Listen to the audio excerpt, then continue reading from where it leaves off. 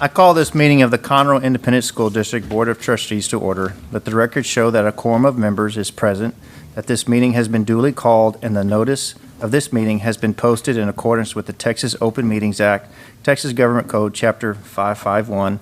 The time is 6 o'clock. I'd like to turn the time over to Dale Inman to give us our invocation and our pledge. Would you bow with me, please? Father, we thank you for this evening. We thank you for Curtis and all the other board members. We especially thank you for the students, the CISD community that we have here in Conroe. We're so blessed to have the leadership we have and the parents and the students and teachers, and we appreciate them. We thank you for them. Father, we ask a special blessing on our nation. Thank you. We ask for wisdom for President Biden and Kamala Harris as they take office tomorrow. We ask for peace in our nation and peace in our community. And just, Father, we thank you so much for the many blessings you give us. In Jesus' name we pray. Amen. Amen. I pledge allegiance to the flag of the United States of America and to the republic for which it stands, one nation, under God, indivisible, with liberty and justice for all. Honor the Texas flag. I pledge allegiance to thee, Texas, one state, under God, one and indivisible. Thank you, Mr. Inman. Yes, sir. Thank you for those who participated. Great job. I'd like to move to item 2, awards and recognition. Special District Recognition, School Board Recognition Month, Conroe ISD School Board of Trustees. Dr. Knoll. Well, congratulations, and we celebrate you all today as this is School Board Appreciation Month in the state of Texas, and we certainly appreciate the work that you do each and every day, and we're proud to have this opportunity tonight to celebrate you. We do have a few special guests that are going to come up and address you tonight, and to make our first introduction, I'm going to hand it over to Vice President Moore for that introduction. Yes, we're honored tonight to have with us Dr. Audrey Young. Dr. Young is a newly elected State Board of Education member for District 8. She serves about 8.5 counties, including Montgomery County, about 80 different school districts. A measly 1.7 million Texans are under her care on the State Board of Education. Oh, nice. She is a career educator. She served over 27 years in public education at the campus and the district level. She currently serves as the Director of Student Support Services at Nacogdoches ISD. She is a Master Texas Trustee, having served 6 years on the Apple Springs ISD Board, and we've served together for about 4 years on the Texas Association of School Boards Legislative Advisory Council. And we're honored to have her with us tonight. I'm glad to call her a colleague, but even prouder to call her a friend. So, Dr. Young, welcome. Thank you. I first want to tell all of y'all thank you for everything that you do, all the educators in the room, and the parents and the students who work hard every day. So thank you, school board. Thank you for having me here this evening. Thank you. I just wanted to take a few minutes. That was a fabulous introduction, and thank you for all the hard work that you do. I know personally what it's like to be on a school board, and I know that there are times that it can be a thankless job. You put in lots of hours and lots of hard work. People don't realize how much time you spend talking to constituents and how much time you spend talking on the phone and texting and responding to emails and reading policy and updates and all that they have, visiting campuses and attending programs and all the things that you do for no money. Yeah. What? Not a dime, y'all. You're waiting on that And check. so it's really nice to have the opportunity to thank you for all the hard work that you do and just recognize you for a fabulous job. Well done, Conroe ISD. Would you please stand with me and give them a round of applause?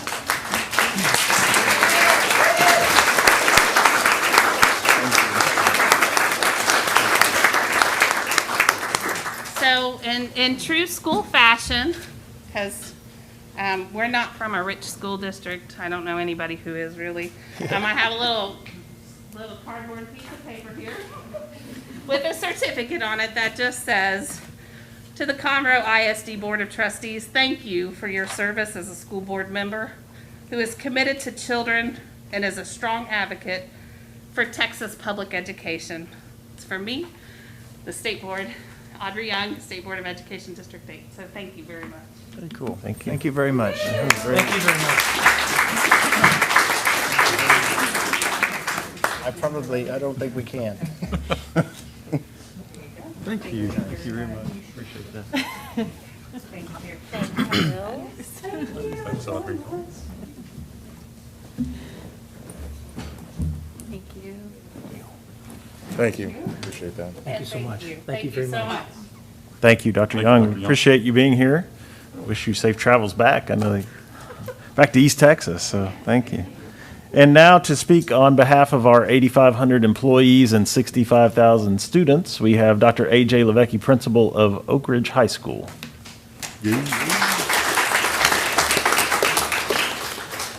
Thank you, Dr. Knoll.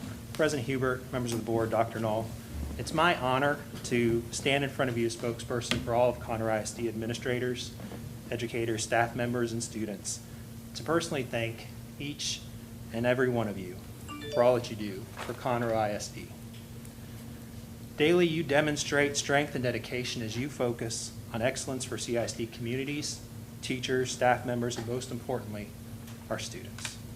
You unselfishly contribute your time and talents toward the achievement of our schools and the students that we serve.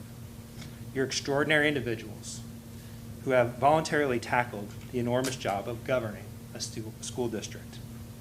Your actions and decisions affect the present and future lives of our children, though we are making a special effort this month to show our appreciation. Please know that we're thankful for all you do 365 days a year. I would be remiss if I did not mention that this last year has been one of the most challenging years for students, parents, and educators. However, your calm, steady guidance throughout gives school leaders the confidence and tools to make a positive impact, even when the odds are stacked against us. Thank you for your belief in our teachers and staff, that we can educate and take care of our children, and for guiding our district through these challenging times. Our students have demonstrated their appreciation by providing cards, posters, banners, small gifts, drawings, and candy that you see here tonight.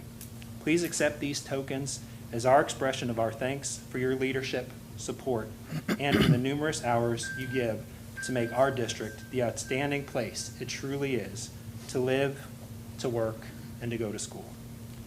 In many ways, you are helping to ensure that our students graduate with confidence and competence.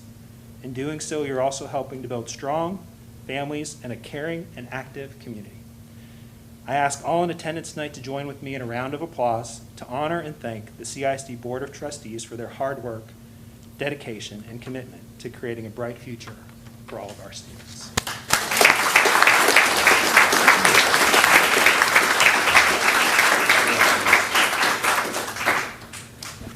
Well, we appreciate that, Dr. Levesque, and we appreciate all of you guys.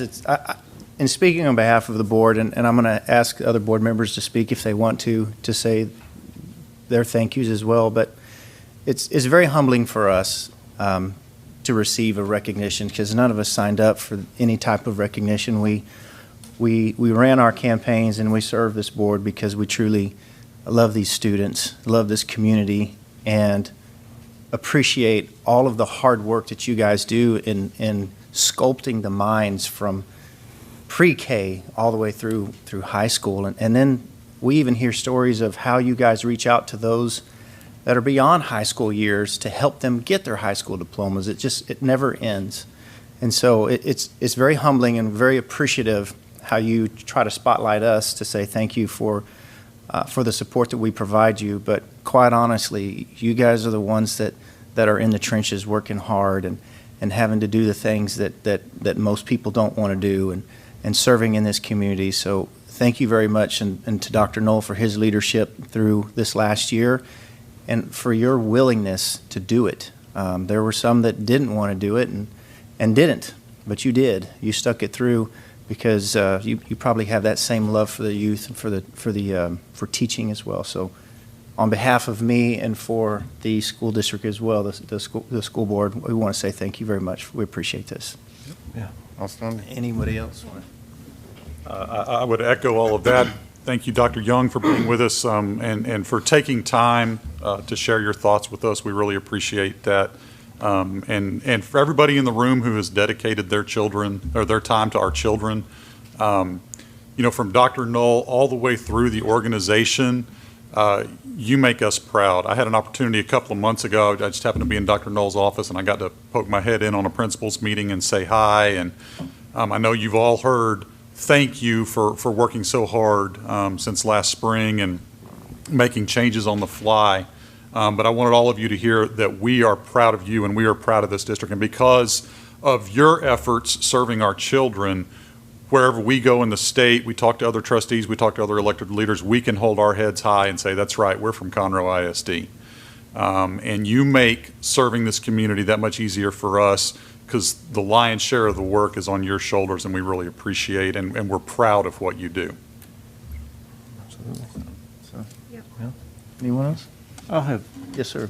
So I recall when I was first running for office back in 2010, a very smart past former school district trustee told me, he said, now every year when you vote on the budget, I want you to make an amendment. And I said, okay. He said, I want you to ask them to double the salary of every school board trustee. And I said, but I didn't think they got paid. And he said, that's right, you don't, you serve.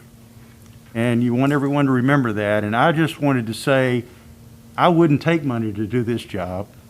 I do it because I love the children, I love the parents, I love the teachers, the staff, the administrators, everyone who's involved. Whether you directly or indirectly have contact with a student, you make a difference in this district. And I just want to do my part, and I think I would speak for every one of these board members that we all are proud to serve as trustees of Conroe Independent School District. It takes a servant leadership and a servant heart to be in a position like this, to be able to do, like you said, it does take a lot of hours. And I remember as a new board member reading those policies and trying to understand those policies and to make sure we could make good, wise decisions, and asking probably a lot of questions that Dr. Stockton and now Dr. Knoll probably don't like to, oh, Ray's calling again. But I want to understand and I want to make a difference, and I think we all do. And I just want to say humbly, I'm very proud to serve, and I thank you for all of your support. Well, I'd say something. My wife and I moved to this school district 20 years ago last month, and we moved here for the school district. And I've been impressed every year since then at how amazing of a school district that we are part of. That being said, it's each and every one of you in this room that make that possible. And I know I speak on behalf of all the parents with kids in CISD. Without you, the kids, the amount of investment that you guys put, the love that you show for these kids, it really is impactful. And I wouldn't be anywhere else other than CISD. My neighbor had their house up for sale next door, CISD property, and it's a testament how quickly someone wanted to grab that up in CISD, that this school district is exactly what parents want and are looking for when they move into an area, a new neighborhood. So you guys are definitely making it happen, and we are always, when we come up here, it's a pleasure to serve. It's a labor of love and always a pleasure to serve. So thank you for what you do. Thank you for making it an interesting job as a school board member, but definitely an easy job because we know we're in good and well and capable hands. So thank you. Thank you. All right. Okay. All right. Well, thank you very much. We will move on with our board meeting now.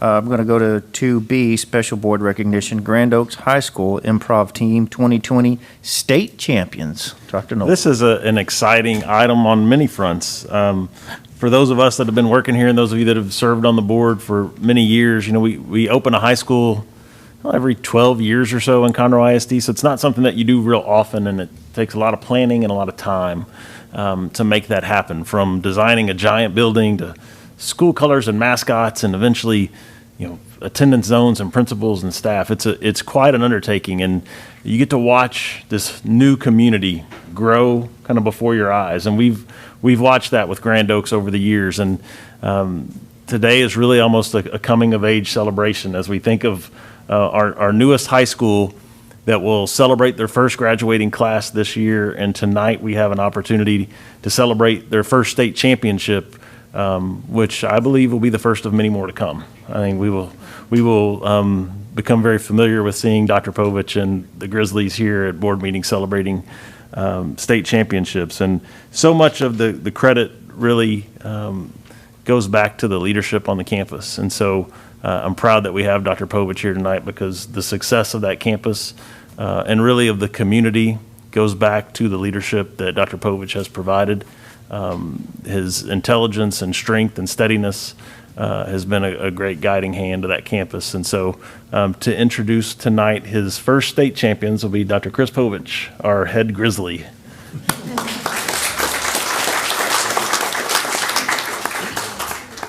President Hubert, members of the board, and Dr. Knoll, before I introduce our theater director, I'd like to say I've been in this district for 24 years, and we've always been blessed to have a great board, and this year is no exception. Thank you for your dedication and all your hard work on behalf of the Grand Oaks community. We appreciate your support each and every day. Tonight, it's my honor to introduce to you the theater director at Grand Oaks High School. Travis Metter started the theater program back in 2018. He opened the program up at Grand Oaks High School by himself. He was the original and the only theater teacher at that time. Prior to working at Grand Oaks High School, Mr. Metter graduated from the Woodlands High School, and he also was mentored and worked at Oak Ridge High School in their theater program. In addition to starting our theater program, of course, Mr. Metter has founded our Grand Oaks improv team and has been training and guiding our students in their performances and competitions. Grand Oaks is very fortunate to have Mr. Metter with us at our school and our theater program.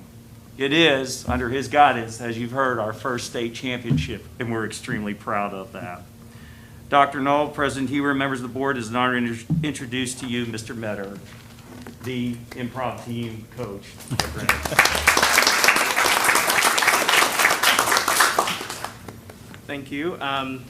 Thank you for all that you do. I did not bring a piece of paper, but that seems fitting. It's improv, yeah. So we'll go with it. It's been an honor to be a product of Conroe ISD and to, my mom was a teacher in the district at David and Gladys Elementary, and to see the arts poured into the way that they have is very moving, and then to kind of come full circle and be able to pour into the next generation of kids is just, it's very special. And I have to say, I started an improv team at Oak Ridge before I left to open Grand Oaks with Dr. Povich, and improvising with these kids, I love producing shows with all my heart, but there's really something special about flying by the seat of your pants and creating something out of thin air, whether they're games or the longest play that we've produced was 80 minutes in front of 150 audience members, and we're very, very proud of that. This is our team captain, Ella Lambert. Hi, it's really nice to be here. How are you? I'm just really thankful for a director and a principal who created an atmosphere that encourages mistakes, and mistakes are a part of the final product. I think it's really cool that we've been able to keep that alive in this weird year that we've had. So thank you guys. Welcome. Thank you. Very good.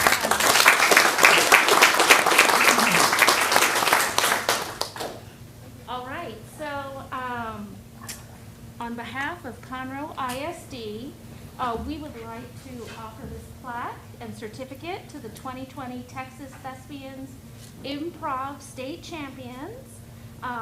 Ella is going to receive, but we know that this is the first of many championships to come. So congratulations. Thank you so much.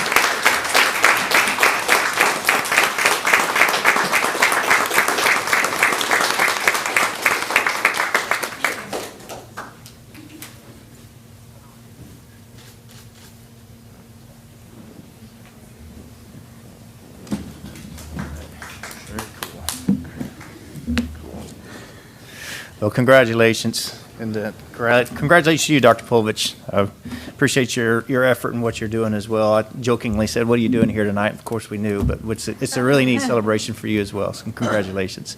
Before they even have a graduating class, they already have a state championship. It's pretty impressive.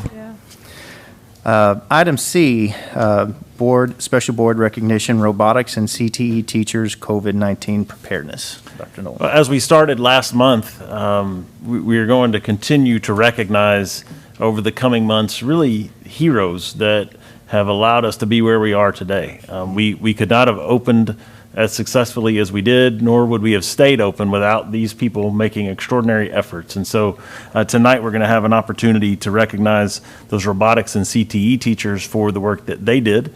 And to make that introduction and tell you more about their efforts is our Executive Director of Operations, Mr. Chris McCord. All right. President Hubert, members of the board, and Dr. Knoll. During the spring and summer of 2020, a number of standout educators assisted with PPE shortages to help ensure the safe reopening of Conroe ISD campuses. As a result of their efforts to create masks and face shields for our use, vital PPE was available for first responders and our staff.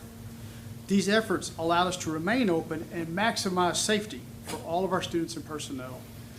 These individuals include teachers Eric Canistorp from Conroe High, Darlene Parsons, Joey Keel, Lilia Pelicano, Tamra Lee, Rachel Minton Bailey, and Karma Fuel, now retired, from Oak Ridge High School. Kathy Bass and Sandra Schultz, representing the Oak Ridge High School Ninth Grade campus. Barbara Baker, Academy of Careers in Engineering and Science. Emily Ambrosino, College Park High School. Karen Humes, Lauren Hamill, and Scott Ripito, and I believe he may have some team members with him also, with Texas Torque Robotics. Tonight, I present these educators for your special recognition. Thank you. Very good.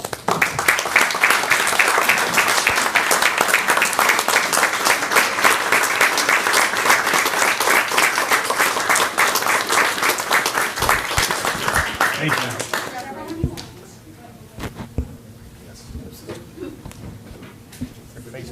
They have their plaques are over there. Those are their plaques.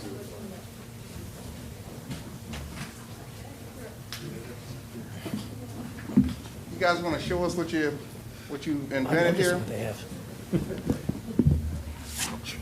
So these are hands-free hand sanitizer dispensers. So we have one over here that actually has a bottle of the regular hand sanitizer, so it's not all the campuses have been using. So we just place it here. I can easily use my foot to dispense. But some hand sanitizers. Oh. Most of all the campuses that we distributed over 10 years. Oh, wow. Very cool. Look, this is truly outstanding. On behalf of Dr. Knoll and the board, first of all, do y'all have a patent on this thing? We have a patent. Well, don't worry, we'll talk about that. Good. But no, outstanding. I mean, the text teaches us that to whom much is given, much is expected. You guys had a talent, you had a platform, and you shown as great leaders, and you used it for good to help your fellow man during a time of crisis. We can't ask for more in students. We look for outstanding academics always, but this is exceptional. Outstanding human beings that go above and beyond to help their fellow man in a time of crisis. This is just truly heartwarming for us as CISD parents and board members to see that you guys are putting your skills to use to help your fellow man, and that's always commendable and outstanding. So thank you guys. Really appreciate everything you do. Continue the hard work, continue the good things, continue the good deeds, continue to set the example, continue the leadership. Outstanding. And robotics always kicks butt. I really, really love to see you guys. I think it was a Frisbee toss one year you guys did, and that was always impressive, but this is even more so impressive. So kudos to you guys for everything that you've done and continue to do for the district. Thank you. Awesome.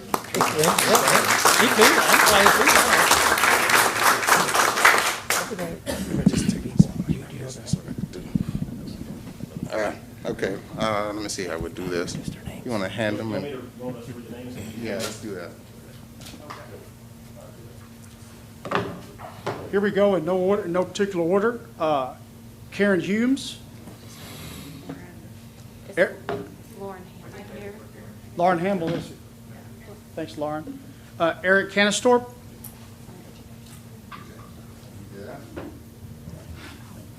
Lilia Pelicano. Not here? That'd be fantastic. Karma Fuel. He's retired. Yes. I can work on getting. I didn't know if she showed. I texted her and invited her. Yeah. All right, Mr. Longtime friend, Mr. Scott Ripito. Mr. Ripperto. Oh, yeah.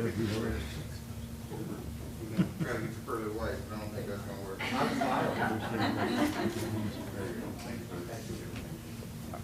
Tamara Lee. He's not here. He's over. Sandra Schultz. Okay. Rachel Monton Bailey. On tone. Joey Keel. Hi, Joey.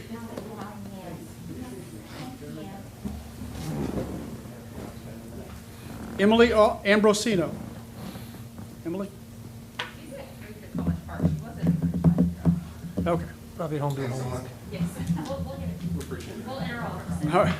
Thank you, by the way. Kathy Bass. He's not here. She's All not right. going to stay, but we'll get it. Send her over across. All right. Barbara Baker. Too busy working. All right. Yeah, they're working. They're working. They're making stuff. masks. Yes, they're all busy. And Darlene Parsons. Hey, Darlene. We got one. Appreciate you stepping up. That it? Did we get everyone? You want to get a group picture or no? I don't know. Maybe not. Maybe we're not doing group pictures. I just want to say a couple of things real quick. My name's Scott Ripto. I started with the district in '91, retired in 2013, and you hired me back as robotics instructional coach. And I loved that, but I retired again, so sorry about that. I've been coaching Texas Torque since 2007, and I'm just always impressed with what the students are capable of doing. You see the COVID-19 stations, but we've been making face shields also. So the CISD nurses got a batch of those, all of the nurses for every campus. And we've sent out 75, there's the map up there. We've sent out about 7,500 face shields across the country. A lot of Indian reservations. Thank you.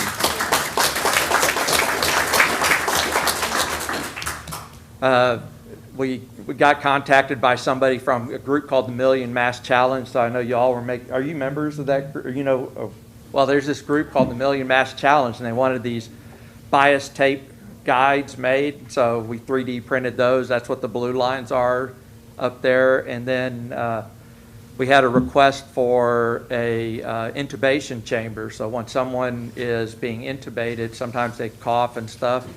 And the hospital was looking for something like that. So we had a little design contest. Michael came up with the design. I put a little bit of polish on it, and then we applied for a patent. So we're waiting to hear on that. But it's been an amazing experience. I think what's really been humbling for me is through Facebook, get to see so many of my former students that are struggling through all of this as healthcare professionals. And, you know, when you see them wearing a face mask, or you see them and they're showing off their gun because they just got a COVID-19 vaccine shot, it really makes you feel good because it's been awfully hard on everybody. So appreciate the recognition. And if you haven't seen our team in action, drop by College Park High School. Just give us a little heads up, and we'll make sure you get a good tour and you get some driving time in on a robot. So thank you. Probably we want to do a group picture. No, we won't. We got the individuals. Thank you all very much. Appreciate it. Awesome.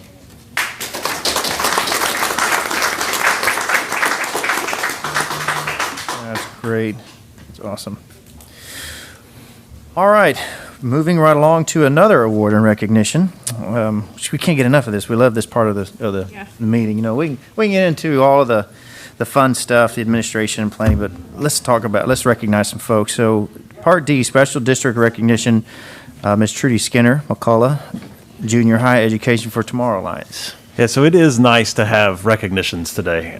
We commented on that before we started the meeting. It's nice to have life back in the room, and we can be as normal as we can while still following our safety protocols. That's always appreciated. And as we entered now into our new semester, we lovingly refer to this as Science Fair season in the EFTA ranks. And so here tonight to recognize our Teacher of the Year from last year is Monica Baumkamp-Ania, the president of EFTA. So Monica.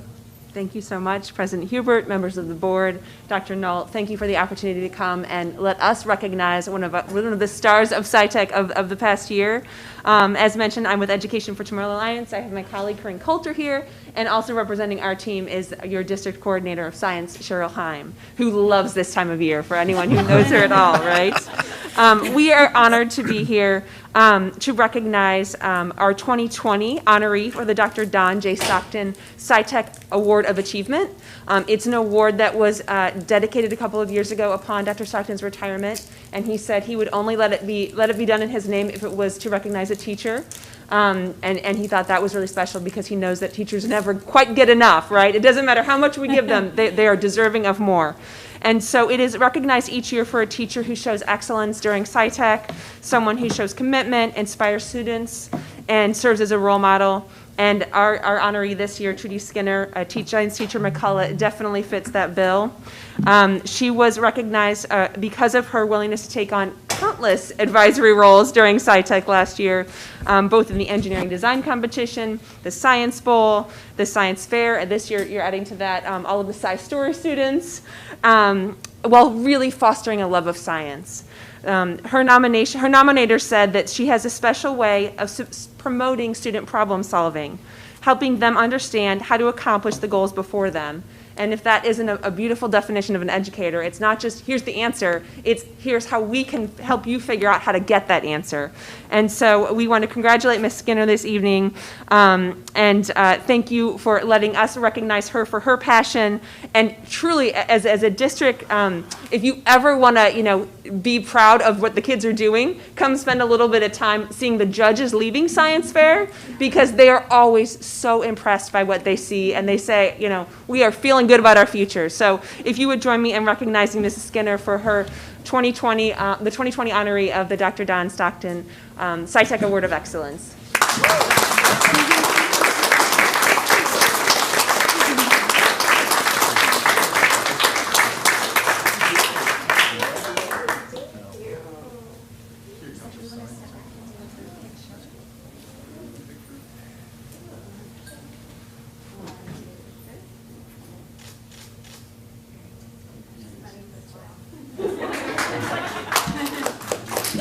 So I'm going to be real quick.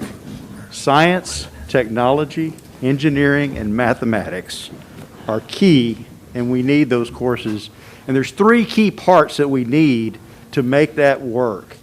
First, we need teachers that are dedicated, as we have had here tonight. Someone who's willing to support those students, to help those students understand. Science was not my strong point, and I needed help in science, and I had science teachers that were willing to do that. So first we need teachers that are going to be supportive of students.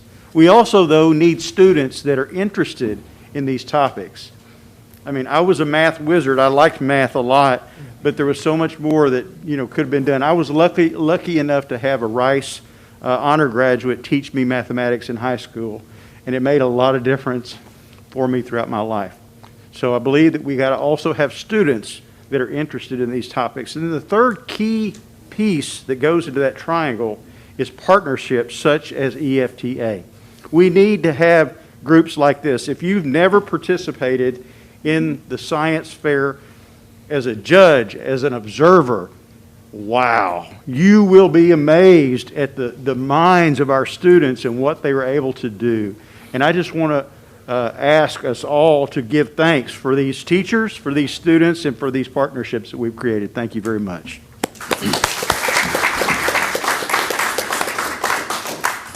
Well said, Mr. Sanders. Congratulations again, Ms. Skinner. Appreciate you. I've had 4 kids. 3 of them went through the science program. I've got one that is an animal science major right now at A&M, and my son is looking at animal science as well. So thanks for your dedication for that. Thank you all for your support. Thank you. 2E, receive Conroe ISD Education Foundation update. Dr. Knoll.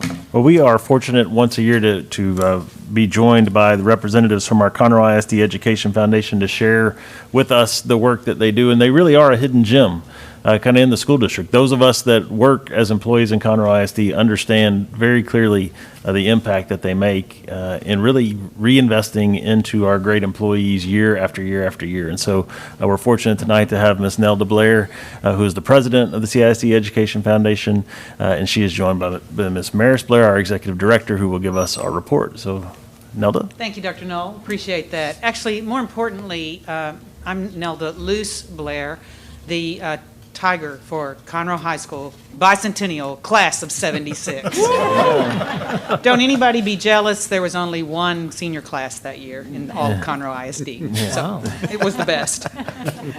You know, next time we come, President Hubert, you know, you could put us before the rocket scientists and the overachieving improvs. I mean, it'd be nice to not have to follow them, but thanks for that. But I have good news, because this has been a good year for the Conroe ISD Education Foundation, and it's hard to find a lot of good things about 2020. But in spite of the immense challenges of a global pandemic, the foundation and its mission to support Conroe ISD has carried on.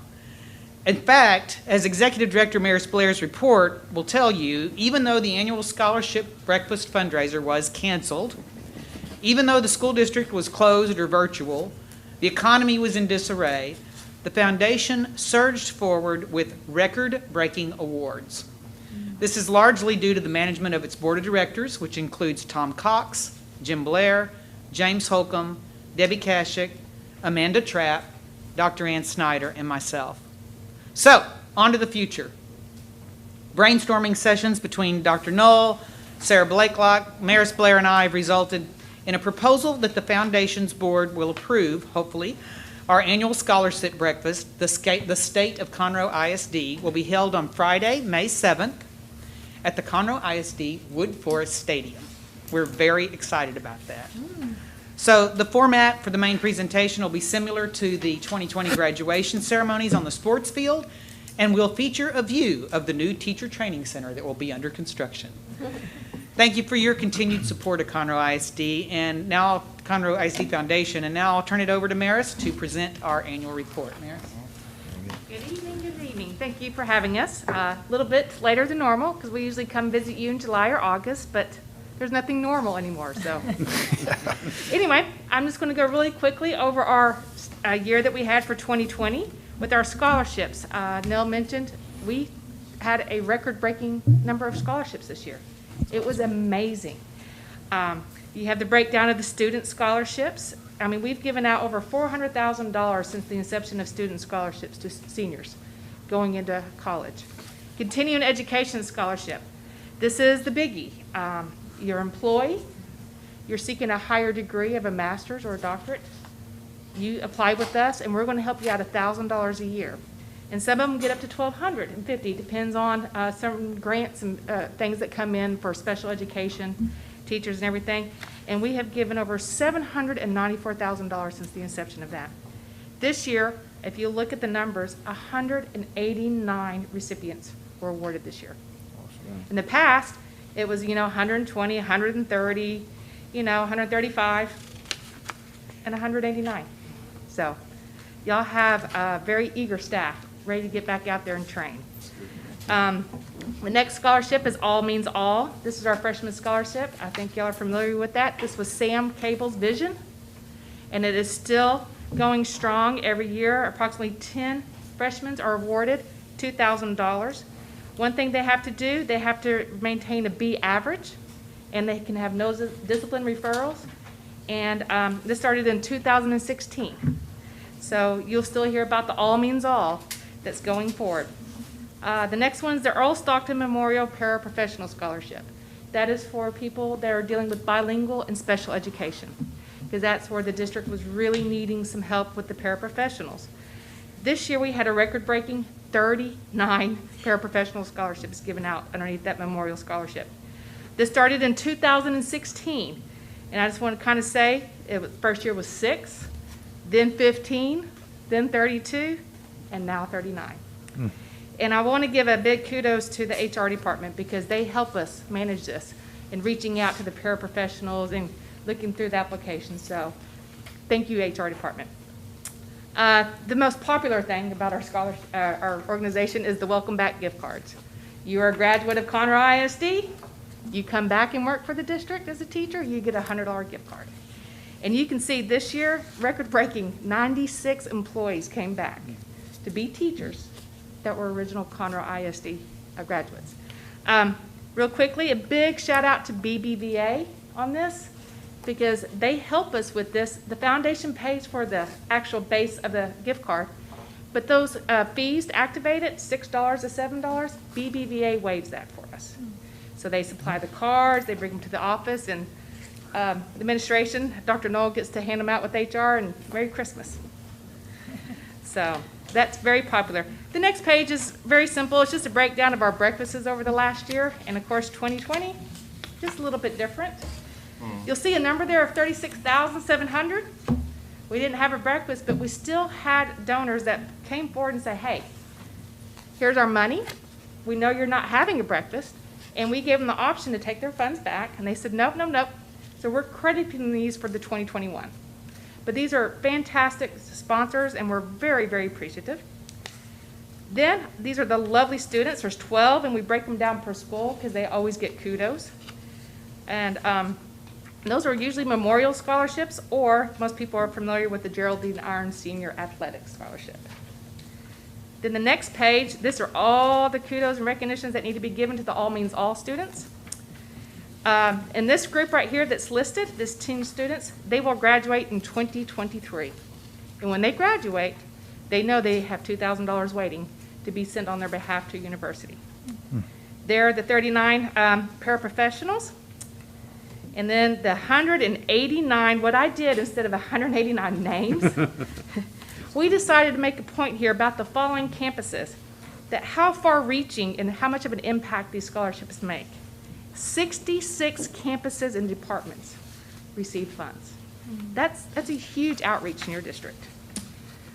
And then, last but not least, these are the sponsors who came forward and still helped us out this year. And they will be at the breakfast for the 2021. So we want to give a big thanks to them, because without them, we couldn't be where we are. And also, without y'all, we could not be where we are. Thank you. Thank you. Thank you.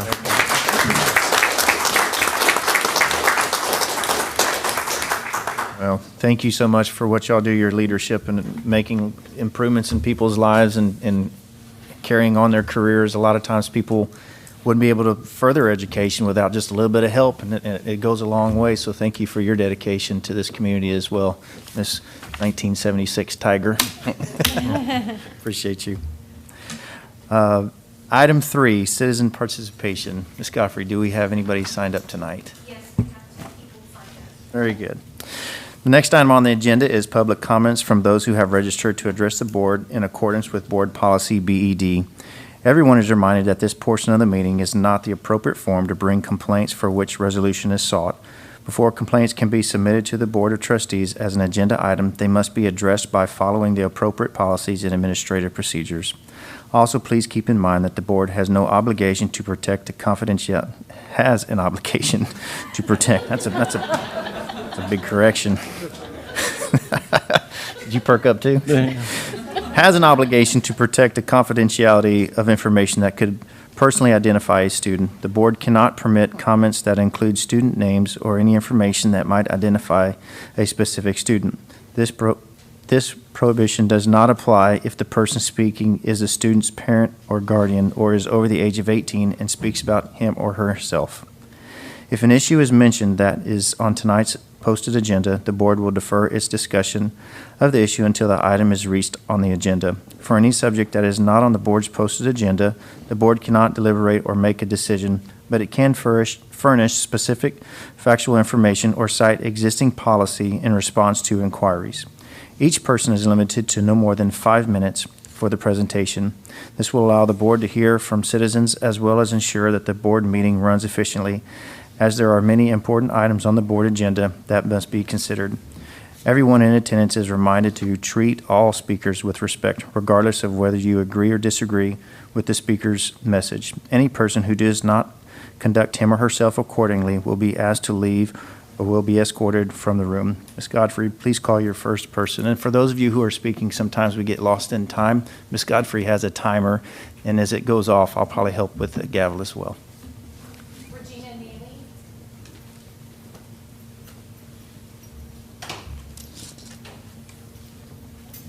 No? Gwen Allen.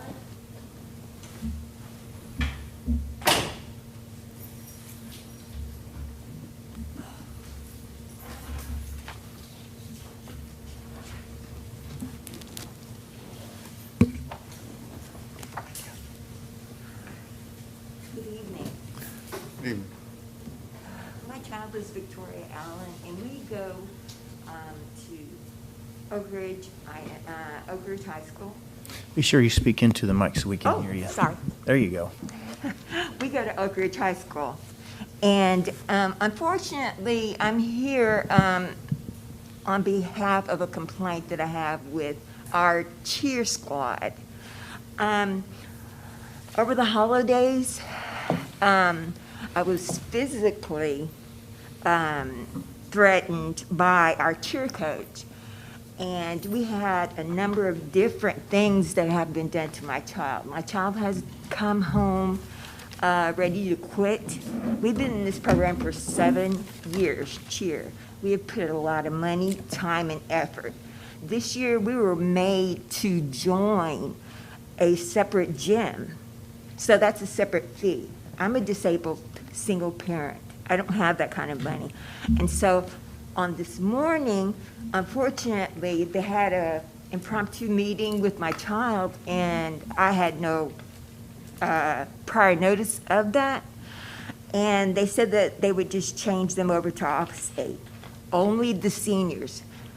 Why that's a problem for me is because my child, if she were to go after a cheer scholarship, she can't, because it shows that she would have an incomplete. And to be just arbitrarily changed over because she's a senior, I don't think that's fair at all. And again, all I asked was a simple apology to be issued to me because of this cheer coach threatening to lose their cool or whatever with me on school property. I am so offended. So with all the great positive things that you've said about your educators today, how awful that I have to bring you this complaint.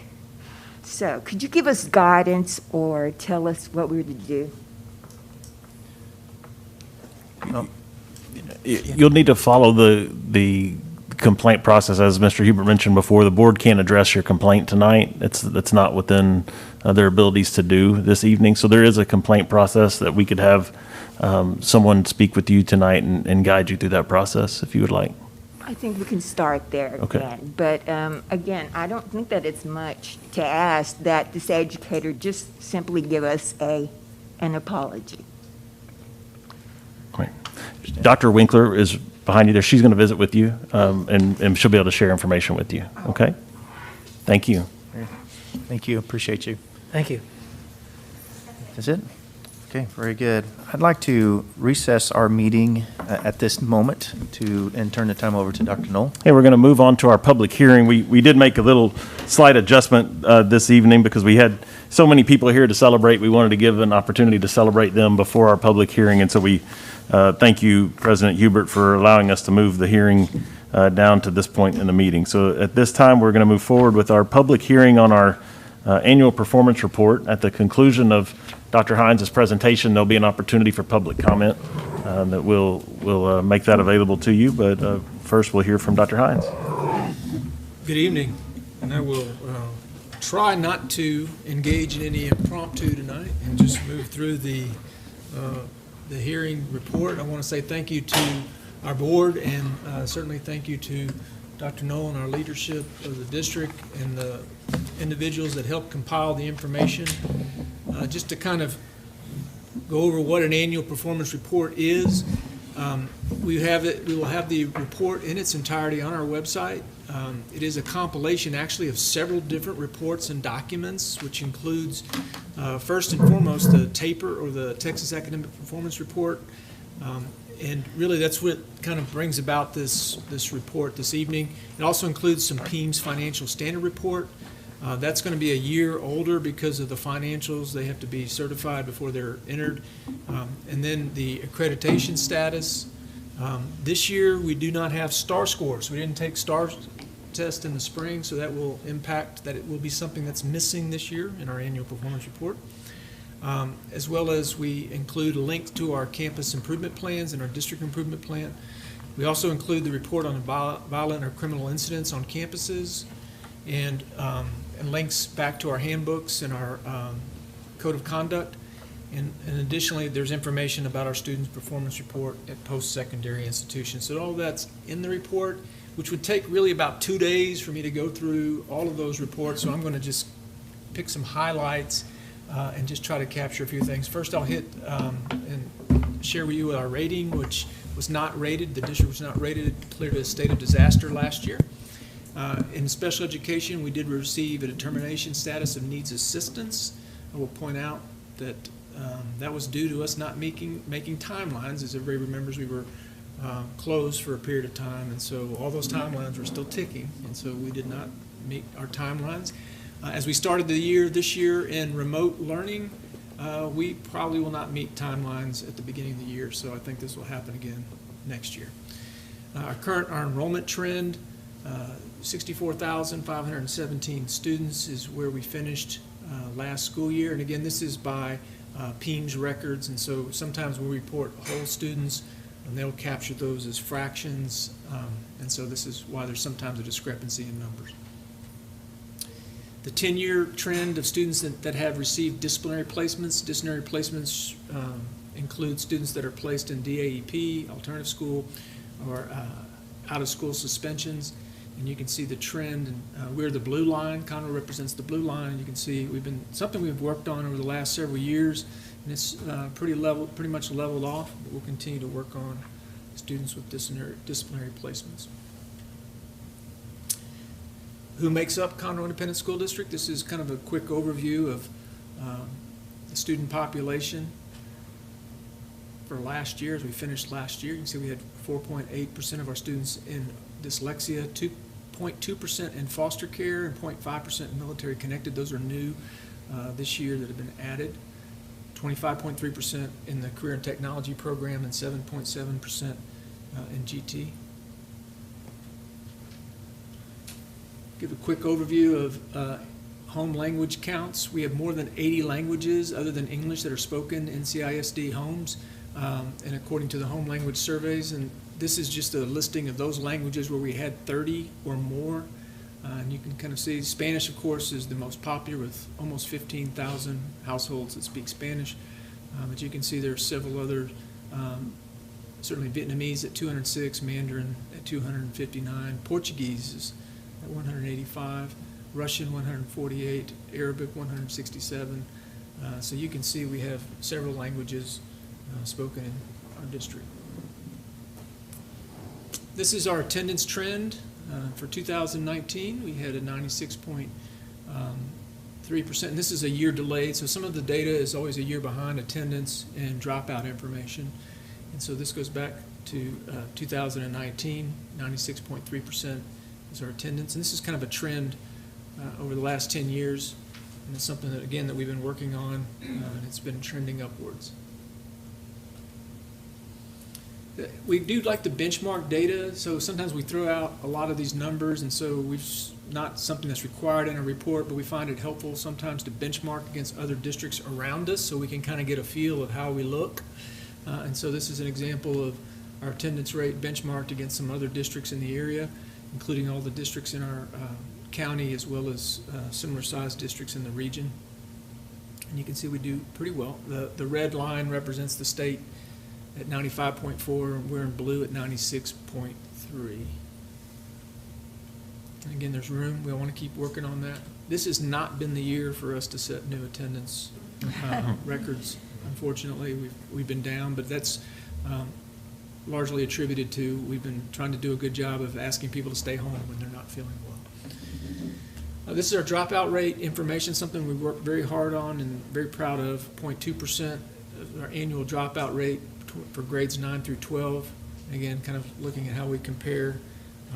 That's all students in all those grades in 2019.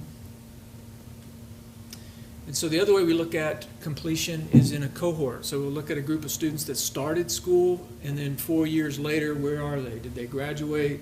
Did they get a GED? Did they continue in school? Or did they drop out? And so, again, we are the blue, and the state is at the red, just to kind of give you a benchmark to it. 96.4% of that cohort that graduated in 2019 graduated with their class. 1% received a GED, 1.8% enrolled again the next year, the following year, and then 0.9% dropped out. Dr. Hines, enrolled again. Come back for another year. So if I didn't complete all my credits, I could enroll and come back. And so that's why we track a 5-year cohort. We even track a 6-year cohort. But this is an example of that 5-year group. So we take it to another year. Did we get more of them graduated? Yes. So it jumps up to 97.7%. A little bit higher on the GED, goes to 1.2%. We reduce the dropout number a little bit. The continued number drops very small. So we also do a 6-year cohort. So we try to track them for 6 years. Yes, sir. As I'm reading this, just to be clear, our continued drops because we have a smaller population to draw from. Because we graduate more, we would naturally have less continued. Yes. Correct. And then okay, I just want to make hopefully that. a year later, there's even less because they will have hopefully either graduated or got a GED. Yeah. So in that middle column, we want to be lower. Yes. Which kind of demonstrates we actually graduated more. Yeah. And I've been working on that report for years. I don't consider continued to be a negative or a positive number. It's just one that it's a control number that we watch. Obviously the positive number is graduating, the negative number is dropping out. But continuing is better than not being in the game. So we'd rather you still be enrolled than not be enrolled. Yeah, I just didn't want anyone to misconstrue that we're not going after those students or trying to get them graduated. We are. They're actually graduating. That's why it's a smaller number. Yes. And does continued mean at Conroe ISD, or this is? It would be with us. Okay. Yes. Thank you. Yeah, so if I move to enroll in a different school, they actually move into their tracking system. So College Ready is another one, and this is based on several identifiers, such as how a student scores on the Texas Success Initiative. That's a test they take prior to going into Lone Star College, their SAT or their ACT score, whether they've earned college prep course credit in both ELA and math, had a 3 or more on an AP test, or 3 hours of English language arts or math in dual credit, or 9 in any subject in dual credit. So there's lots of ways they would qualify as college ready. This is a percentage of the graduates in 2019 that qualified as college ready. This is to look at the percentage of our graduates that took advanced placement tests. And these are tests that students can take where they take the test and can earn college credit. So we test a high number of our seniors, roughly a third. How well do they do when they take the test? So almost 66% scored the criterion of 3 or above, which generally would earn them college credit. And this kind of compares how we do with other districts around us. In terms of dual credit, 23.3% of our students receive dual credit. terms of students that scored at or above the criterion in SAT or ACT, 61.3% of those students who took the test scored at or above that criterion. Our average score was 1153 on the SAT for the class of 2019, and how we compare with districts around us. 23.6 was the composite ACT score for Conroe in 2019. And again, the red line represents the state, the blue line is Conroe. Just shifting gears into some financial information, Conroe Independent School District is a 5-star recipient for 11 consecutive years in the Texas Smart Schools program, which only us and Sci-Fair have done that all 11 years, so we're proud of that. Proud of the work that our finance department does. We also report our fund balance information. Our unassigned fund balance as of the end of the budget year in the 1920 school year was $153,677,343, which represented 27% of our budget.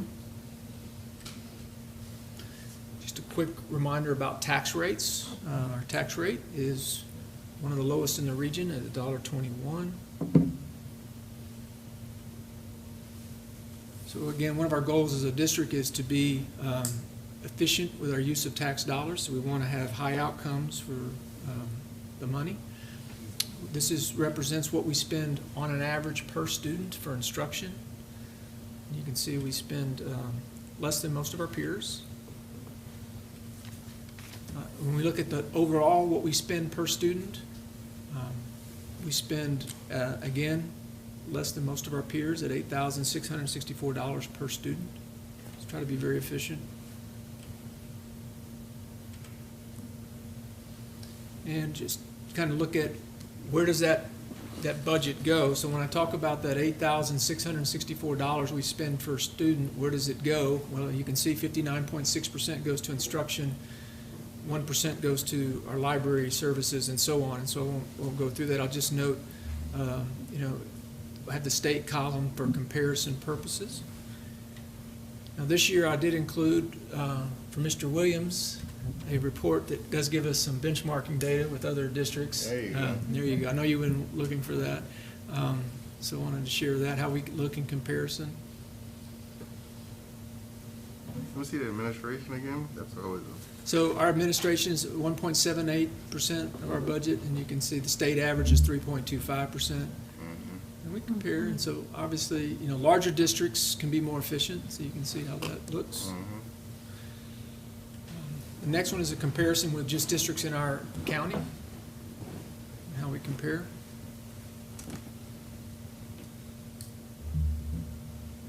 We spend more in some areas and less than others. Transportation, we generally spend more in. We generally spend less in child nutrition, and generally less in administration. Just some quick staff information. This is also included in the taper. And again, I would direct everyone to the taper and to our website for all the complete information. This represents our staff.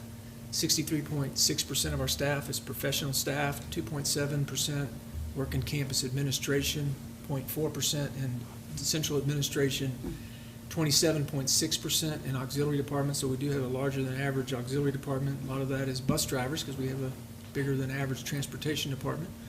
Our average years of experience for teachers is 11 compared to the state, 11.1. The average years for principals, 8.5. The average years of the district is 6.7, and of course we remind everybody that we are continuously growing and adding staff. Our turnover rate is at 13.9%, just a little less than the state average. And our average salary was $59,725. Also included in the report are criminal incidents. We had 37 reportable criminal incidents at 8 different campuses for the 1920 school year. 32 of those were felony controlled substance. And this is a breakdown at our campuses. These are all secondary schools, which is pretty typical of those yearly reports. These were down. Of course, we attribute being in remote for 9 weeks.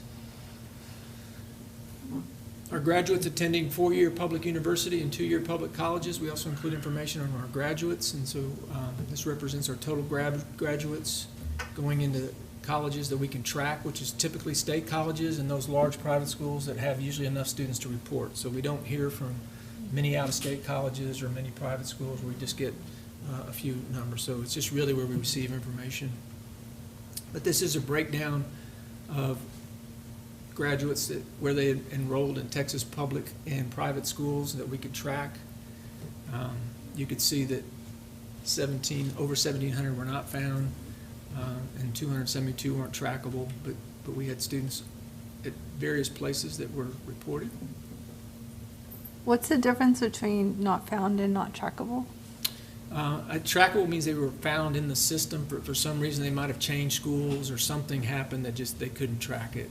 And so they were found, but they just couldn't attribute them to a school. And it may have been they changed universities or changed colleges or transferred.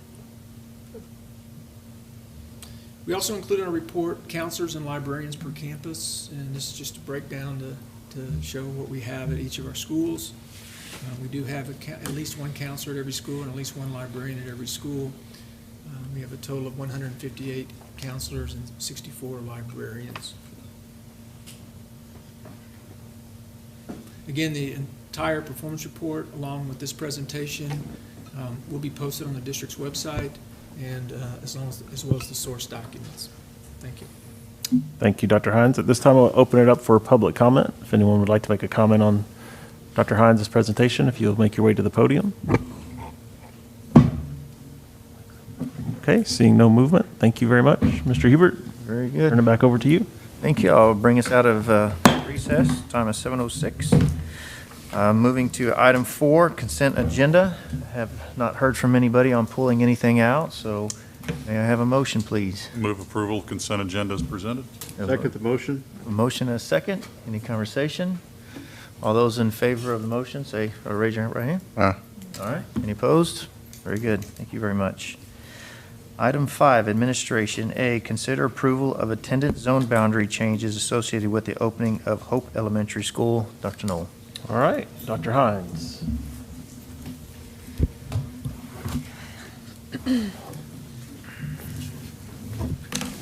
Good evening, President Hubert, members of the board, Dr. Knoll. Tonight, I want to bring to you a brief presentation on our boundary recommendation for Reuben Hope Elementary School. And again, just to kind of quickly remind, we are opening Hope Elementary in August. It's going to serve students in grades K through 4. It's going to be in Granger Pines Way. Should hold roughly 950 students. Again, just a reminder, it's not very far from the complex where Bosman and Milam are, down 3083. It's kind of a rendering of Hope.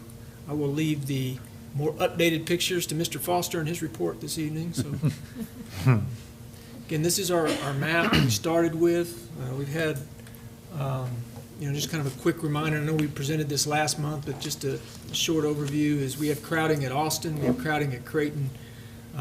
We anticipate future crowding at San Jacinto. And so we were trying to solve for those issues as we work through the process. What I will tell you is that every student is precious and worthy and deserving of consideration. And so to work on this, to develop a boundary to populate Hope, to try to also leave some room for growth at Hope, to shrink down San Jacinto a little bit, try to solve for Creighton and Austin. We had a committee come together and worked on it, and we knew that this was going to be challenging because to do this we had to kind of cascade a lot of students down in order to make it work.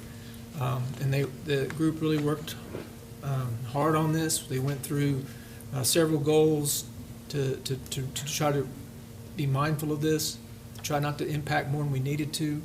We do know we're going to open an elementary in Conroe next year, so we know we're going to do some future zoning that may impact parts of this area. We also know that we're going to have to come back and add an elementary in this area in the near future, as well as we're going to open a new intermediate school in 2023 when we open that replacement junior high school. So there's going to be some movement. We tried to be mindful of all of that. We put the committee together.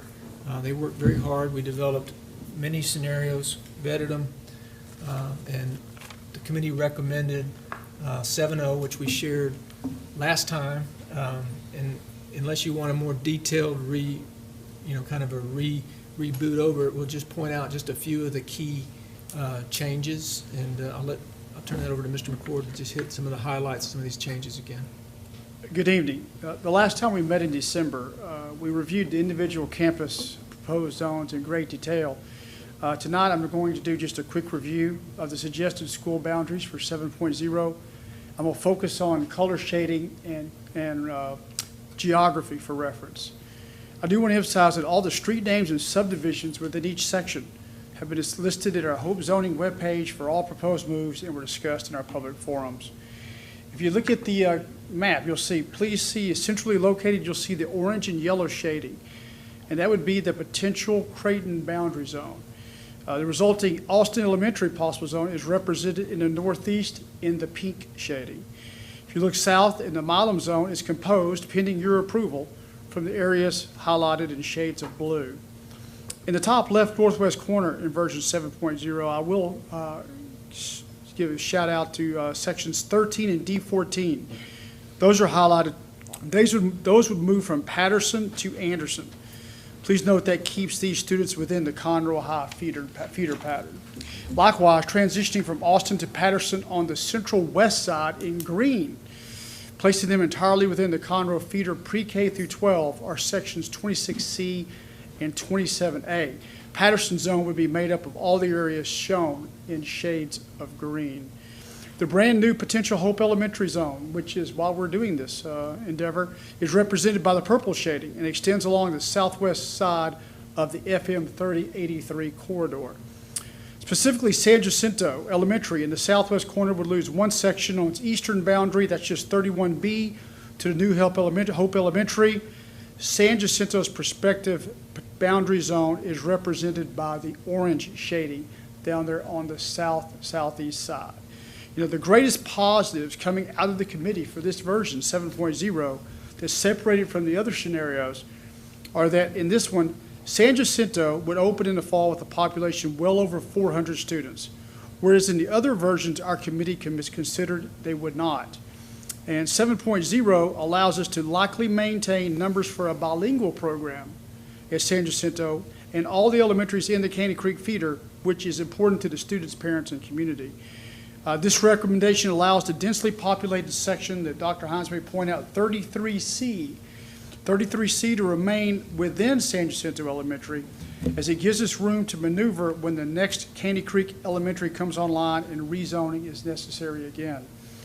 It allows us to open Hope Elementary with over 400 students after everyone arrives, the geocoded plus transfers.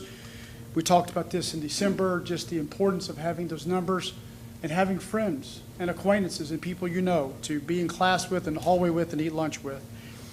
It keeps all campuses discussed over 400 students. Economically disadvantaged numbers are relatively unchanged and balanced among all the campuses that are involved. And students in 26C and 27A will now be able to attend school cleanly within a feeder pattern pre-K through 12. So scenario 7.0 is recommended by our committee as it addressed in a kid-friendly fashion the largest number of issues and provides boundary help to not just the Caney Creek zone, but also the Conroe High School zone. Dr. Hines. And we ask your consideration and approval. I move we approve Hope for scenario 7.0 as Second. Okay, we have a motion and a second. Is there any discussion? All right, hearing none, I call a vote. All those in favor? Any opposed, same sign? Very good. Thank you very much. Motion passes. Thank you for your work, Chairman. I appreciate you. It's not easy. 5B, consider adoption of the 2021-2022 school calendar. All right, Dr. Upshaw.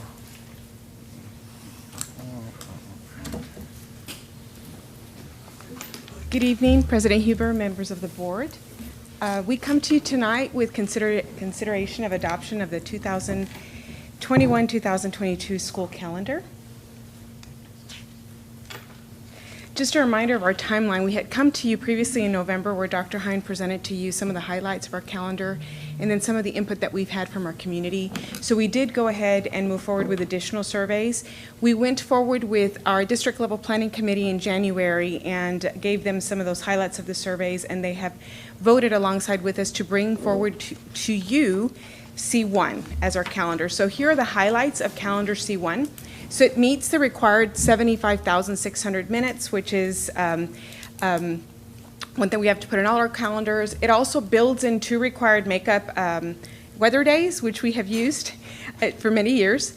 We also, what's important about this calendar, we're adding an additional instructional day from our years past. It does require that we renew our district waiver, which we come to you as a board before. It maintains a week off in Thanksgiving. The teachers in our survey responses. I want to stress that if we approve the calendar, the waiver doesn't open until later in the year, and I just remind everybody about that, because it always seems weird. We Right. approve the calendar, but you come to you 3 months from now. We have to wait. You can't not pass it then, so. Thank you, Dr. Hines. One of our survey responses that teachers did appreciate having the October day off, but have had to choose. 82% of our teachers referred to have the Thanksgiving week off. It ends the first semester on December 17th, which helps us balance those semesters. That's been, through the past couple of years, one of the big accomplishments that we want to have in this calendar. So just some other highlights about our calendar. It mirrors our current calendar. It begins in midweek. Another survey response that was very popular. It ends prior to that Memorial Day weekend. It has those additional staff development days that have been very helpful this school year for our teachers with the planning that's required through remote and in-person learning. It has 2 early release days in December and May. And we do not have the election day in this calendar. We have moved that additional day to add a 4-day weekend in April. And this preference approximately had 82% of the responders that submitted to our survey request. So if you have any further questions, I'm here to help answer those. But if not, we'd like to move forward with your approval of the adoption of this calendar. Very good. So moved. Do we have a motion? A motion that we adopt calendar C1 as presented, so Yeah. well presented. We have a motion. Are you seconding? Oh, second, my bad. That's all right. Here we go. All right, we have a motion and a I second. do that too. Any discussion? I wanted to say I really like the addition of that extra April date. You know, when you come from spring break and you go all the way through May, there's a very long period of time without any breaks, and I think this will be really nice for those that are looking to celebrate the Easter holidays and just have a little extra family time. So thank you. We had that, I think, 2 years ago, and then we had to take it off because of the state testing calendar had testing on that week the next year, but it was very popular when we had it, absolutely. One other, just as a note, because it's always a question that people ask, just to help you answer it if you're asked. August 11th is an early start date, and people always will ask the question, well, does that mean football and band are going to start in June? And the answer to that is no. Football and band are set by the UIL calendar. It's not driven by when we start our school year. So football and band are going to start on the same day in the summer, regardless of if we started school on August 11th or if we didn't start school until August 23rd. So it doesn't move that whole timeline up. It's always something that people worry about, that it will eat the whole summer, but it does not work that way. Okay. Very good. Thank you for the clarification. Any other discussion? All right. Hearing none, call the vote. All those in favor? All right. Any opposed? Very good. It passes. Thank you, Dr. Upshaw. Thank you. That. All right. Item 6A, consider approval of the guaranteed maximum price amendment for the Safety and Security 2021 project and authorize the superintendent to negotiate and execute the contract documents. Mr. Foster. Good evening. President Hubert, members of the board, and Dr. Knoll. It is my pleasure to bring forward for your consideration and approval a guaranteed maximum price amendment for our 2021 edition of our Safety and Security Project, which is a district-wide initiative that will bring something for your approval each year through the life of the 2019 bond. If you recall, back in February, we brought to you and you selected Ellis Constructors to be our construction manager at risk for this district-wide initiative. And since then, we've completed the 2020 variation of this work, and now we're bringing you the 2021. So we've worked with LSOR and PBK, our design engineer, our architect and engineer, to develop our 2021 scope of work. We've negotiated a guaranteed maximum price of $4,249,687 for this work, and at this time, we're requesting your approval. All right, so we have a request. Do we have a? I move we approve as presented. Very good. We have a motion. Second. And we have a second. All right, any discussion? All right, seeing none, all those in favor? Any opposed? All right, motion passes. Thank you, Mr. Foster. And you'll receive a capital improvement update. All right, Mr. Foster. At this time, I'd like to bring you an update for our other capital improvements that are underway throughout the district. So I'm going to start you with Flex School number 20, which is Hope Elementary School. As you saw, it was just down the road from Milan and Grangerland down 3083 in the Granger Pine subdivision. You can see from the overhead picture, the exterior of the building is nearing its completion, so the masonry work is worked all the way around to the front door. So from this point on, the outside doesn't change a lot until we start planting the landscapes, things of that nature. But it is in a dry condition, and the project is moving along very well. On the inside of the building, you can see this is our library interior coming together, and you got a view kind of through the commons. So the whole job is in a very similar state of construction. It is on schedule. It's scheduled for opening in August of 2021. At Runyon Elementary, this is a PE classroom addition, but we also had some library functions to jockey around in the campus, some pre-K classrooms, which you've seen the finished product of those. So the gym is open, or it is ready to open anyway. We've been waiting patiently for the fire marshal to sign off on it. That notice has been scheduled, but we haven't received our appointment yet. So as soon as he gives us the thumbs up, kids will be shooting baskets on the basketball goals and having fun in their dedicated gym facility. Likewise, we've done the same with the library. So this is the reception area for the new library for that campus. Again, it is simply waiting on the fire marshal to give us the thumbs up so we can send kids in there and start reading. Now, on the rest of that campus, now that we've taken over what was the former library, which was classrooms that had been converted, we're recapturing those for classroom space within the main building. And we're also recapturing some life skill space that came available when we opened the pre-K classrooms earlier at the end of 2020. So that schedule is that project is proceeding on schedule and looks to wrap up in February, and we'll have complete use of the facility then. Moving on to York Junior High School, which is a building addition that will increase the capacity of York Junior High. As you can see here, the gray areas of the roof are the building addition areas. Exterior masonry, exterior sheathing, things of that nature to bring that building into a dry condition are underway. Inside the building, we've got the masonry partitions and the big equipment and the mechanical systems, things of that nature going in as well. And on the roof, you can see from the aerial picture to this, the roof membrane is being installed. So the building is about 45% done at this point. It is on schedule and is scheduled to open in August of 2021. At the Woodlands College Park High School is a building addition that will help us reduce our reliance on portables. So just like York, it's about 40 or 45% complete. You can see the scaffold for the masonry on the existing roof as they work around that building. On the inside, much of the same thing. You're seeing the building systems, the interior partitions, things of that nature that make the classrooms come together. And on the roof, they're installing the roof membrane to bring that building into a dry condition. So like York, it is scheduled to open in August of 2021 as well, and it is on schedule.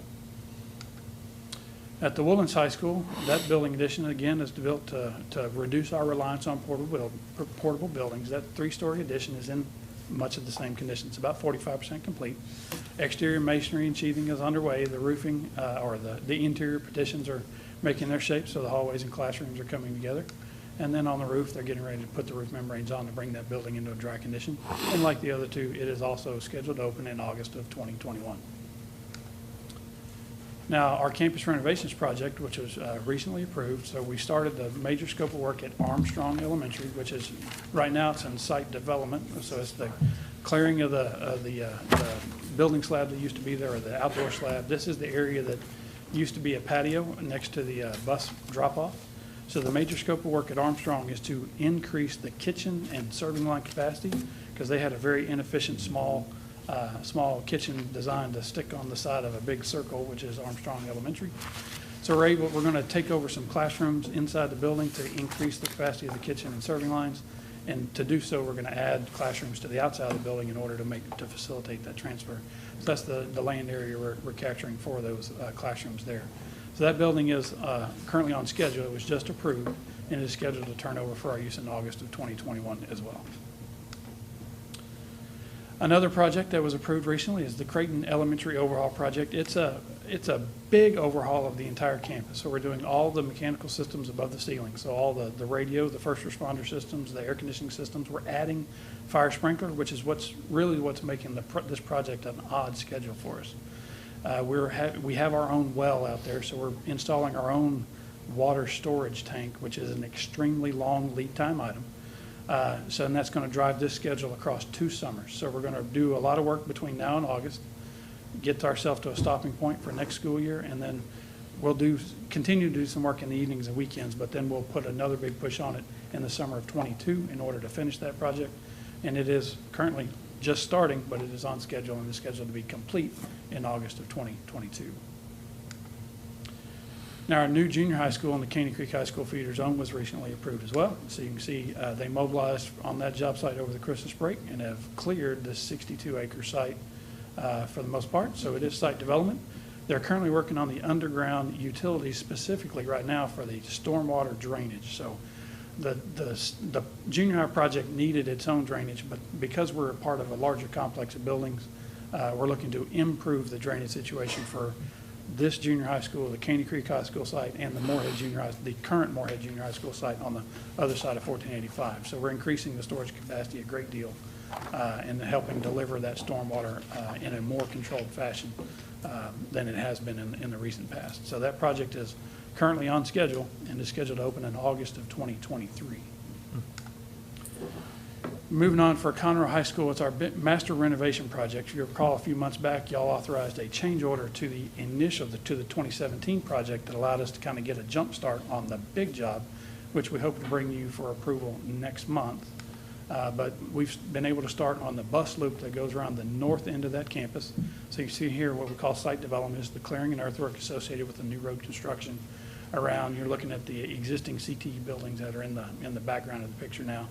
So that this is really not a project on schedule or not. It's getting a head start on the main project, which we intend to bring to you for approval next month. You can see here there's the other main scope of the change order that we gave you was the electrical infrastructure. So we increased the capacity of the electrical system, or will be increasing the capacity of the electrical system. This is all the conduits passing from the main building under the road. It doesn't look like a whole lot now, but if you saw it going in the ground, you'd be duly impressed with how they got all those conduits to where they're going. But this will house all the ground-mounted transformers that will power the new building once the new building is completed. So the major project will be a 54-month construction schedule, and we look to get started on it as soon as we can gain your approval. And that is our update. Very good. Thank you, Mr. Foster. Appreciate all the work you guys are doing out there. And a very nice update. Moving on to 7A, consider award of RFP 2010-05 school buses. All right, Mr. Rice. Yes, good evening, President Hubert, members of the board, and Dr. Knoll. Tonight we're asking the board to award RFP 20-10-05 school buses to Thomas Bus Gulf Coast for an estimated expenditure of approximately $2,165,000. Requests for proposals pertaining to the purchase of school buses for the district were emailed to registered vendors through the electronic e-bidding system and advertised on the Conroe ISD purchasing website and 2 times in the Courier. Unit prices were requested for new build diesel and propane school buses, new build gas and diesel 10-passenger multi-purpose vehicles, and used buses and/or multi-purpose vehicles that met or exceeded specifications. We will be purchasing 15 77-passenger diesel buses and 5 47-passenger diesel buses, and all these buses will be equipped with seat belts and AC. These buses will be used for replacing buses that have met their life expectancy and for student growth. 5 vendors submitted a bid response. Proposals and recommendations were evaluated by the members of the Transportation Department and reviewed by the Purchasing Department. Funds for this purchase are provided in the Capital Projects Fund and the HGAC Clean Vehicles Grant Program. At this time, I recommend your approval. Do we have a motion? So move. We have a motion and a second? Second. We have a second. All right, any discussion on the motion? Mr. Rice, I just have a couple questions. Yes, sir. The 15, you said they were, what, 77? 77 passenger. That's what I was Yes, trying sir. to recall. And what's each average? They're $104,000. 104, right? So, yeah, I mean, even the smaller buses, they were a little bit less, as I recall. Yes, sir. Right. Yes, sir. Because we were averaging about 98,000 a bus or something. Correct. And these are not brand new. These are brand new. These are brand new. These are brand Okay, new, yes, sir. All right. Yes, sir. Okay, Brand new that's, buses.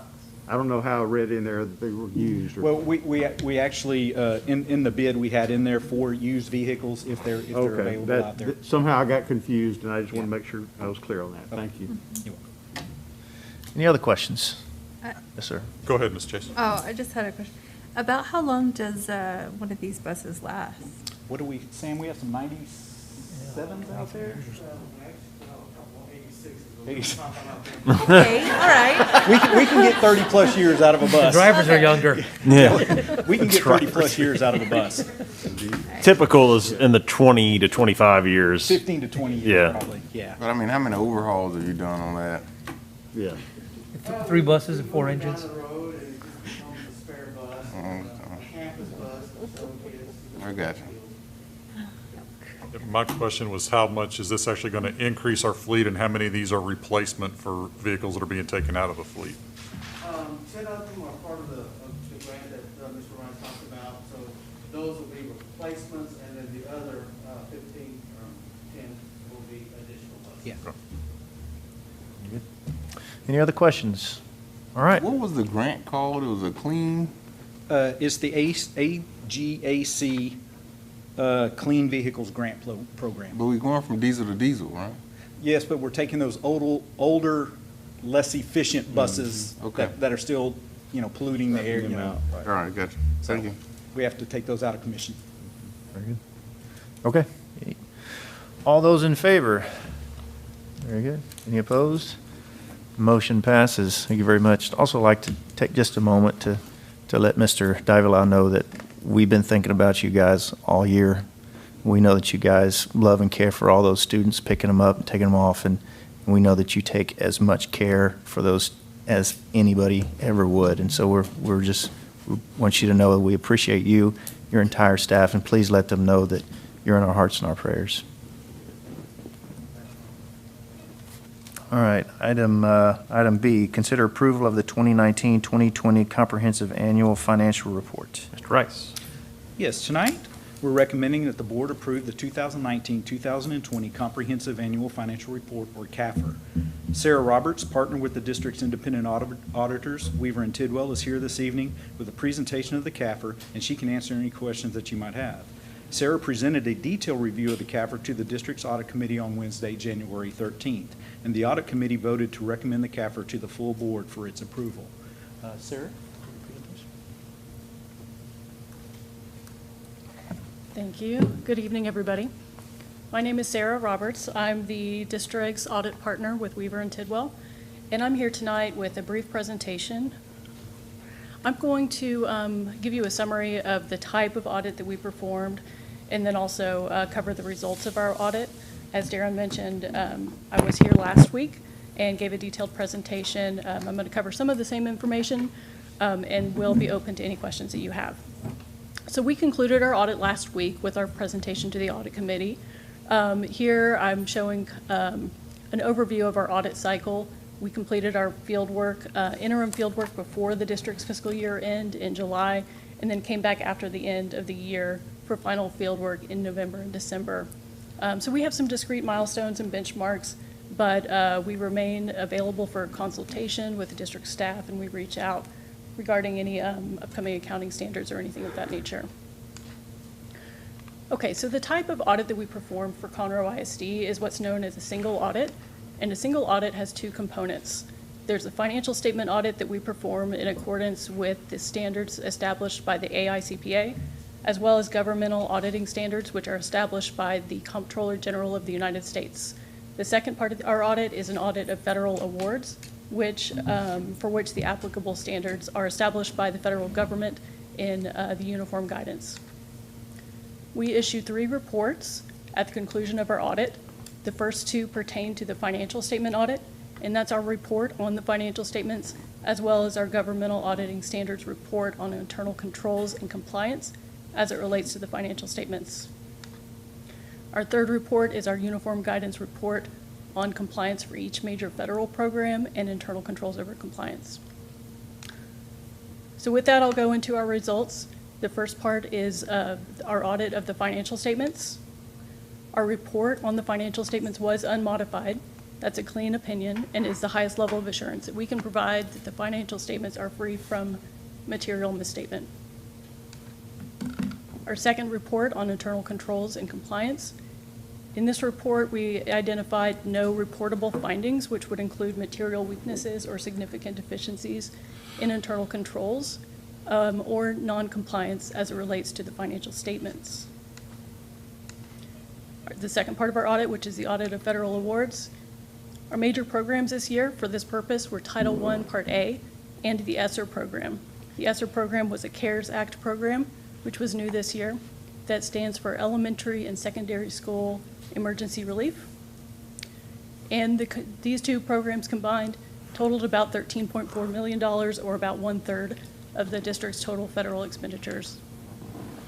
Our report here, our uniform guidance report, also contained an unmodified or clean opinion with no reportable findings. And that sums up our audit results, and I'd be happy to take any questions. Any questions? All right. I'd like to ask for a motion to accept. Motion to accept the audit is presented. All right, have a motion? Second. We have a second. All right, any other discussion? I'd personally like to thank the audit committee who met with you guys last week and went through this with a fine-tooth comb, and for all the staff and Mr. Rice and your team that put this together for a great audit, so thank you very much. With that, all those in favor? All right, any opposed? Motion carries. Thank you very much. Good job. And brings us to 7C, receive our financial reports. Mrs. Garza.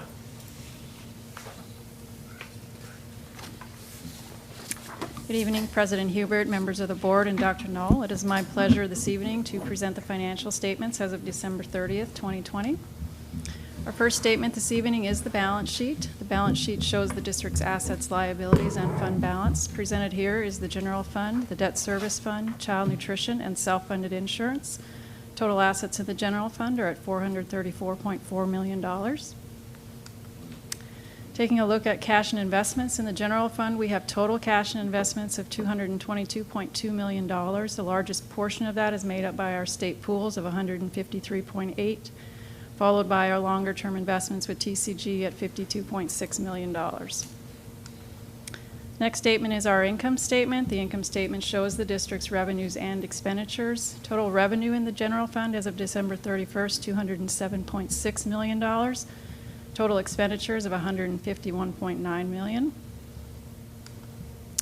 Tax collections are coming in nicely. We are currently at 47.08% of our levy as of December 31st, so we are pleased with how collections are coming in. Our 2019 bond referendum, we have to date encumbered $105.8 million, leaving $530.6 million to complete. We have sold to date $311.5 million of the $653.5 that was authorized in the 2019 bond referendum. Our self-funded insurance, total revenue year to date, $17.8 million. Total expenses, just over $18 million for a net loss for the year of $284,000. Our total visits to the Wellness Center are 1,396, averaging 349 visits a month. Our investments as of December 31st, total par value is $606.1 million. The pools are yielding 0.155. Our longer-term investments with TCG are yielding 1.405 with a WAM of 472 days. Our combined portfolio has a WAM of 44 days yielding 2.63. And our 90-day T-bill is our benchmark at 0.075. All right, thank you, Ms. Garza. All right. And We are moving to executive session, correct? A closed session of the board will now be held on the matters contained in the notice for this meeting as authorized by Section 551.071 and 551.074 of the Texas Open Meetings Act. Should the board determine that any final action, final decision, or final vote be required with regard to any matter considered in such closed or executive meeting or session, then such final action, final decision, or final vote shall be either at the public meeting upon the reconvening of this public meeting or at the subsequent public meeting of the board upon notice thereof, as the board shall determine. A closed session of the board will now be held. The time is 7:40.